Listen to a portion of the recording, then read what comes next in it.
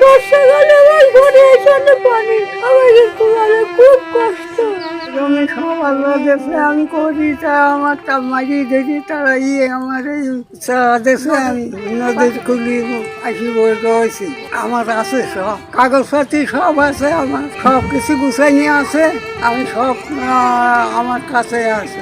ওই নেছে ওই জমিতে যারা আছে তারা আমার সাইড দিন মারি, আমার সবার না সবাইকে মারি দিয়েছি, তারাই দেয় আমার এখন নদীর পাশে ভাসতে কাগজপাতি সব আছে। এখন আর জমি চাই ও সরে কিরা নেছে আমরা নদীর পাশে ভাসছি।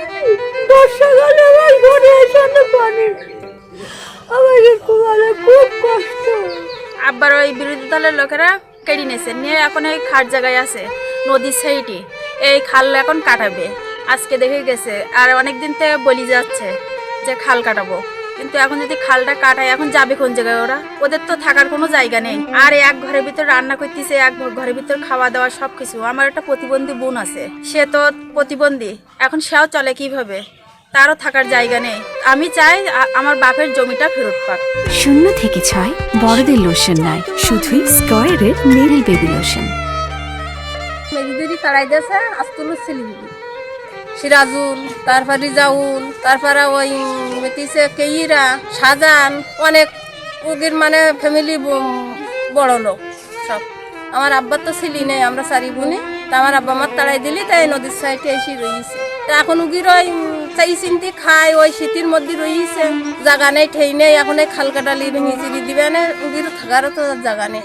মমিন চাচার ভাইপো ইমান আলী আমার কাছে ওনাকে নিয়ে যায় ওনার কিছু জমির কাগজপাতি দেখাতে, কিন্তু আমি কাগজপাতি বুঝি না। আমি এগুলো উকিল মুখেরই দেখাইছি এবং দেখছি যে ওনাদের কাগজপাতি সব সঠিক আছে। ওনাদের 62 রেকর্ড থেকে শুরু করে আজকের নতুন যে রেকর্ড হয়েছে সেই রেকর্ডও তাদের আছে।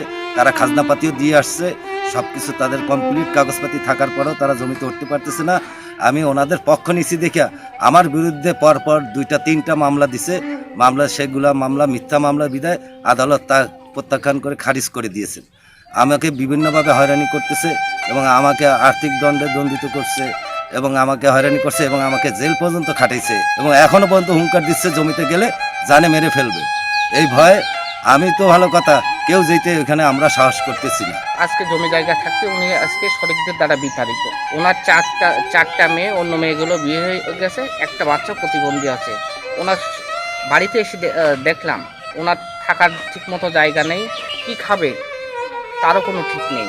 যেভাবে মানুষ ভিক্ষা বিক্রি করে এক পর্যায়ে উনি জীবন কাটাচ্ছেন। 17 বছর ধরে তার শরীরটা জোর করে জমি দখল করে রেখেছে। আমরা চাই প্রশাসনের সর্বোচ্চ জায়গা থেকে তার বিষয়টা গুরুত্ব দিক, সে যাতে তার জমিটা ফিরে যায়।